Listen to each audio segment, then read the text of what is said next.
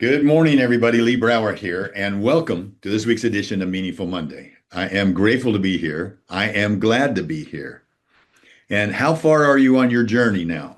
2026 is the year that we nix even those things that are important so that we can focus in on those things that are essential, the things that we value most. And when we do that, you're going to create space.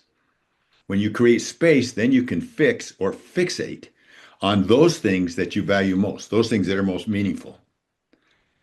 And then if you want to do it faster, you mix. You mix with the right people, you mix with the right technology. So what can you nix, fix, and mix in 26? I want to ask that question every week and keep us in motion. Well, I kind of had one with mix and fix, um, nix and fix this last week. Lori and I went to see The Wizard of Oz. All right, everybody's already seen The Wizard of Oz, but have you seen it at the Sphere in Las Vegas? If you've seen anything at the Sphere in Las Vegas, you're going to know what I'm talking about in terms of the experience. I was absolutely blown away by the technology. It's just unbelievable. It's immersive in a way that I've never experienced before. The visuals, the sound, the movement, the things that were falling from the sky, everything was there. When that hurricane was there, you felt like you were in the hurricane.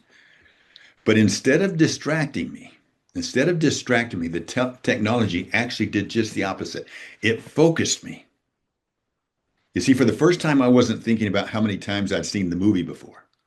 I wasn't anticipating the lines or the scenes. I was fully present. I was immersed in it. And because of that, something became very clear to me. You know, I've seen The Wizard of Oz several times, like you, but I'd never really paused to notice how simple and how enduring its truths are. Think about it. Things like searching for something you already have, and just the experience, confusing spectacle with wisdom. Okay, that was there. But also believing that the arrival creates confidence, compassion, or intelligence. And discovering that clarity doesn't come at the destination, it shows up on the road. And each one of those could be a message on its own. But one stood out for me because of where I'm at, probably more than the rest. None of them became, none of them, let's talk about it, became who they were by arriving anywhere. They became who they were by staying in motion. The Scarecrow, he didn't gain intelligence at the Emerald City. He demonstrated it again and again along the way. What about the Tin Man? He didn't receive a heart at the end. He showed compassion throughout the journey. And the lion suddenly became courageous. He acted in spite of fear long before he was told that he was brave. And what about Dorothy? Dorothy didn't find something new. She just clarified what had mattered all along. So the road didn't give them anything. The road revealed what was already there. And that's what stayed with me. Because how often do we sit around waiting for certainty, or we're waiting for permission, or we're waiting for confidence, kind of believing that the next milestone, the next achievement, the next destination along the way is going to do it for us. When in reality, those things are activated. Those insights are activated. They're not awarded. You can't just sit there and expect them to happen. So I had to ask myself a simple question about me. Where might I be standing still? Instead of moving forward on the yellow brick road or whatever it's going to, expecting clarity when all I really need is just to be in motion, to be in movement.